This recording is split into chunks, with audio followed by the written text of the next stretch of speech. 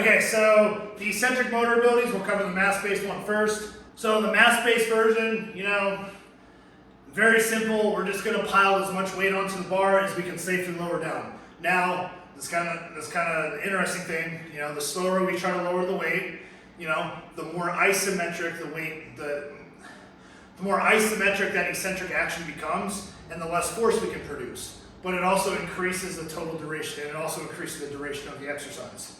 So if we want to use heavier weights, we have to allow for a faster eccentric muscle action. If we try to lower the weight down too slowly, it's going to limit the amount of weight that we can lower. But in general, regardless, whether we do it slowly or fairly fast, the weight's going to be heavier than what we could ever lift. So all that is, you're just going to unrack more weight than what you're going to be able to squat. And all you're going to do is you're just going to lower it down as slowly as you can manage to the racks. And that's it. It's a very powerful training effect, and it can be great for the connective tissue when used in moderation and if you're conservative with your loading. But very powerful training technique, even if it's a bit inconvenient, because unfortunately, because the weight's so heavy, you're basically gonna lower the weight back down. You're gonna have to strip weights off, re-rack the weight, put the weights back on, repeat it again. So it's not, from a training economy standpoint, it's probably not the best exercise to use. But if you're training for strength, and you're trying to increase the strength of your connective tissue and your eccentric strength especially, it's a great technique to use. Other examples of it, and we'll kind of get into this kind of stuff when we start covering training equipment in later videos on people can use like weight releasers, and basically all that is you lower the weight down, you have these big hooks on the bar, they have like plates loaded on them. And when they hit the floor, it unloads all that extra weight on the bar, and then you can just stand up with a lighter weight. And then you just have to reset the weight releasers, and that makes it a lot easier to do.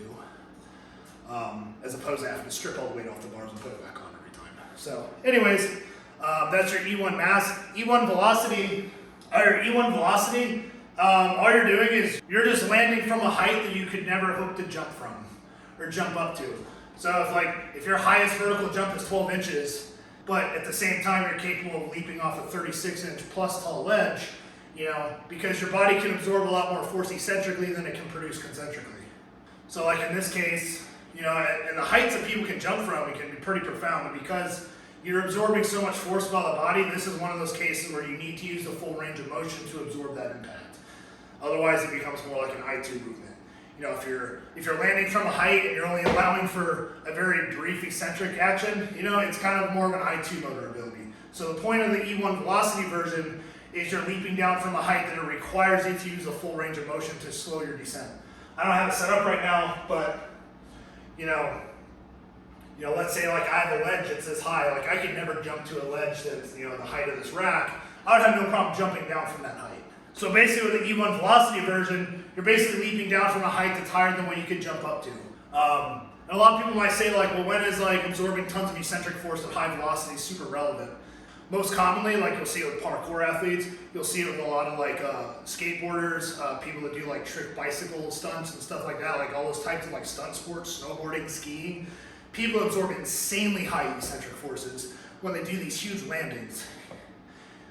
And for those types of athletes, training that ability to kind of absorb high eccentric force is something that generally you might want to consider. But anyways, so once we kind of stratify, we identify our goals, like, okay, well, it's important to me to be able to absorb eccentric force at, whatever X velocity, at that point, and if we want to make it more mass-like, instead of just constantly increasing the height that we're trying to land from, at that point we can start adding load to the body as well. Maybe I have the weight set maybe I have the drop height set from here, and I'm dropping off a ledge that says high, instead of just, over time, increasing the height of that ledge. Maybe that's not as relevant to my goals. So in my case, I might start just adding weight to the body, by 10-pound increments or so. Eventually I might get to a point where I'm dropping down from this ledge, but I have 95 pounds on my back, or I have 135 pounds on my back kind of deal. Whereas I can never jump up to a height that's this big with that much weight on me. So that's kind of like how you would modify that based on mass and velocity characteristics. And same for like the actual mass one, we can kind of fine tune that one as well by, I can lower down 140% of my 1 rep max for a 10-second eccentric, but if I allow for a 3-second eccentric, I can pile another 10 or 20% load onto the bar and push up to 150, 160%. You know, so those are just kind of ways like we can kind of like shift these motor abilities around on the force velocity curve to suit our goals a little bit better. Of note, so that E1 velocity-based version, where we're kind of jumping down from a pretty high height, that does form the basis of what we consider to be traditional plyometric training.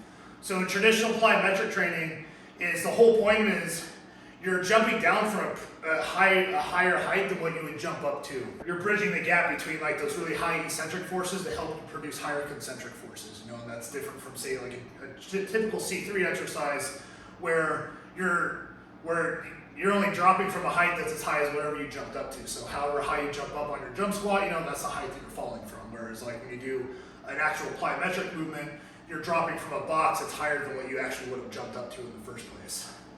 And that, in general, that just kind of wraps up, you know, our playlist on different motor abilities.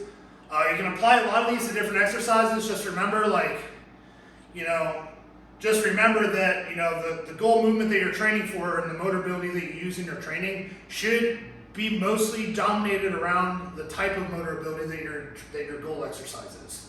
So try not to get too crazy with like playing around with like different motor abilities, but like I said, like we'll get into that when we get into programming considerations in the next playlist. So I hope this is informative, and we'll see you in future videos.